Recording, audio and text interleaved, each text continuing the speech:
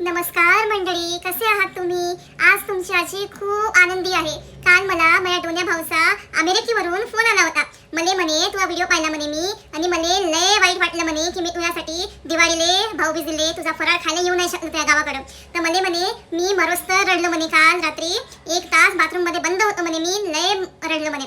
त्याचं मला प्रायश्चित करायचं म्हणे, आणि मला सांगितला की तुझ्या बुड्डाले घेऊन तू अमेरिकेले बैलबंडी नाहीये, मी तुझ्यासाठी तिकीट पाठवतो म्हणे. आपण आपल्या पांढऱ्या घरी बसून अमेरिकेले सगळे मिळून फराळ खाऊ म्हणे, आणि तुझे चिवडा चटणी केलं म्हणे ते जास्त जास्त घेऊन ये म्हणे. त्या मस्क्याच्या कुटुंबाने पण बोलवतो म्हणे, मग आपण सगळे बसून फराळ करू म्हणे. आता सांगा बाई, इतक्या दूर मला बैलबंडीनं जावं लागते, मला बुड्ड्याची तयारी करून द्यावं लागते, बुड्ड्याला कन्व्हिन्स करायला लागन, मला पॅकिंग करायला लागन. आता पा पण लय आनंद झाला बापा मला. माझ्या भावानं मला फोन केला.